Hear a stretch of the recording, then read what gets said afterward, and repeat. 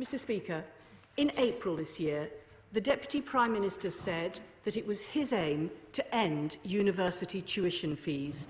Can he update the House on how his plan is progressing? Mr. Speaker, I acknowledge, of course I acknowledge, this is an extraordinarily difficult issue, and I've been entirely open about the fact that we have not been able to deliver the policy that we held in opposition.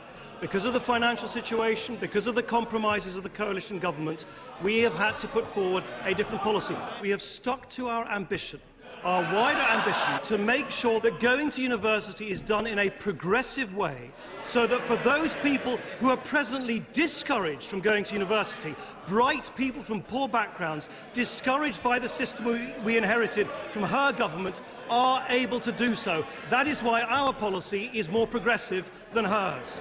No group has been more angry with this government than students. No man more of a target than Nick Clegg. You signed an NUS pledge saying you would scrap tuition fees. Now, when you joined the coalition government, you didn't compromise by not scrapping them.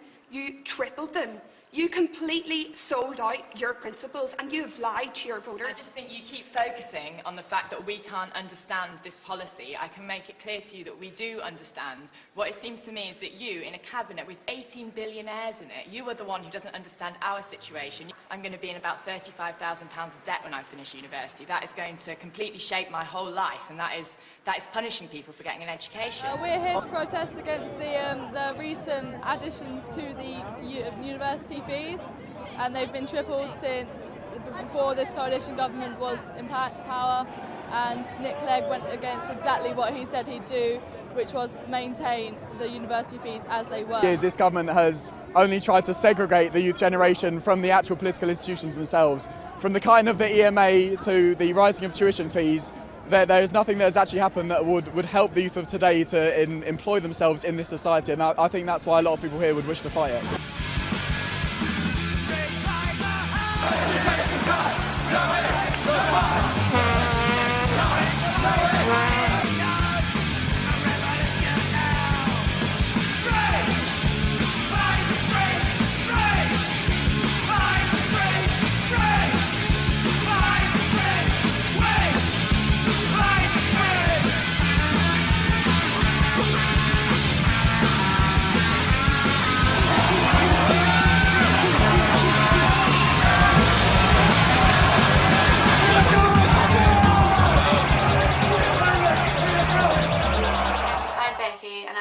Second-year student at London College Fashion. For me, coming to London when the fees were £3,000 was alright because I had the financial support and I had government funding and everything.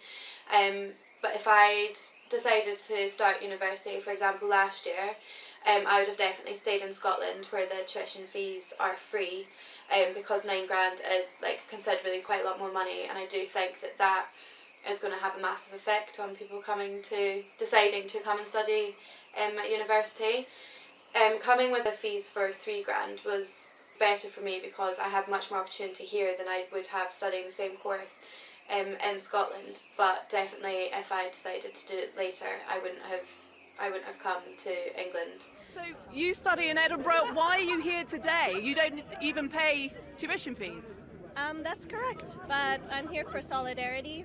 Because the reason why I study in Edinburgh is because I don't need to pay tuition fees. I'm an international EU student. Hi, my name's Alice. I'm 22 and I'm a second year fashion student. I do international fashion management. If I was going to come to university this year and the fees were £9,000 instead of £3,000, I think it definitely would make me think twice just because of the amount of money that it is. I think it's alright for the better courses to charge £9,000 if they offer loads more in terms of sort of education, resources and sort of field trips and things like that. I think definitely education's moving more towards work experience than degrees anyway. If I changed my mind now and wanted to do a different degree or even do a degree after this degree, I think I really wouldn't do it, just because work experience counts for so much more nowadays.